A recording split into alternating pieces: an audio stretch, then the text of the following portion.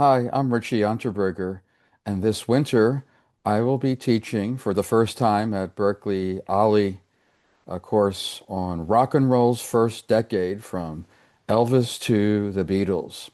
I'm going to share just a little bit of visual material with you that illustrates what will be covered in the course. And the course will be on Monday morning, starting January 26th. You see just some of the many artists that will be covered in the class.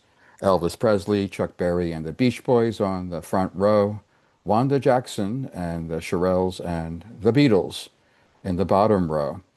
And the course will emphasize the years 1954 to 1963, that is a full decade, from the time of the first really big rock and roll hits, although we'll look into the roots of rock as well, to the dawn of what is called the British invasion, led by the Beatles. I have just a couple of brief video clips to illustrate the progression of rock from Elvis Presley to the Beatles. Here is when Elvis Presley burst into international prominence. Well, since my baby left me, well, I found you a place to dwell. Well, it's down at the end of Lonely Street at Heartbreak Hotel.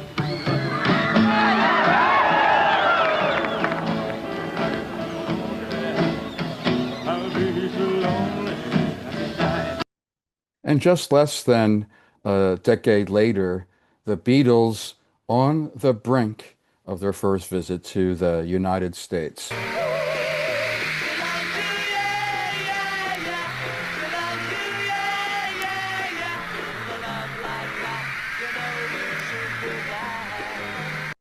So how did that happen in just one decade? That will be what we explain in my course.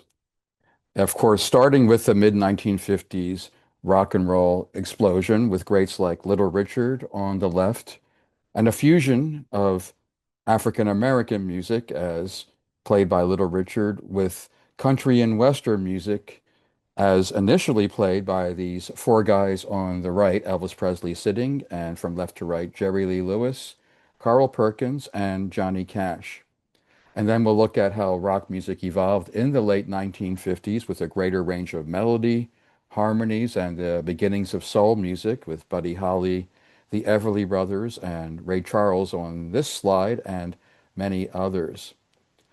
One of the great myths, not just of music criticism, but of popular culture, is that rock music died for 5 years after the death of Buddy Holly in 1959 and the arrival of the Beatles in the United States. And in the latter part of the course, I emphasize I believe that is totally wrong. Not only were there many great records made during that time, but a bunch of styles were innovated, such as the girl groups. There's Martha and the Vandellas in the upper left. Surf music, the Beach Boys, the most popular surf act, although they evolved beyond surf music.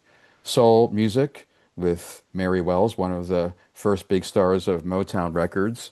And at the very end of our course, the launch of development that nobody expected in the United States, the British invasion, led by the Beatles. I want to note that in the course, we won't just cover the really big stars. There will be a lot of attention played to great artists who might have only had a hit or two, but made very important contributions. For instance, in this slide in the upper left, Wanda Jackson, one of the greatest rockabilly singers. Gene Vincent, who had a lot of great rockabilly records besides his one big hit, Bebop-A-Lula.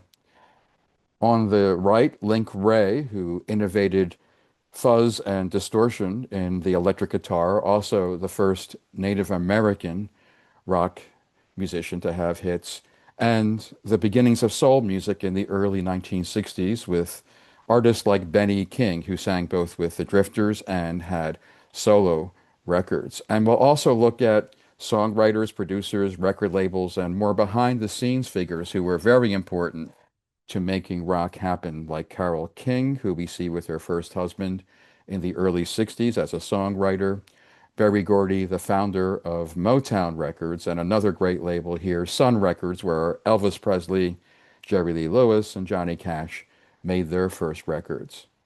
I hope that you can join me for my course on rock and roll's first decade from Elvis to the Beatles. A reminder that it is taking place on Monday mornings from 10 a.m. until noon this winter.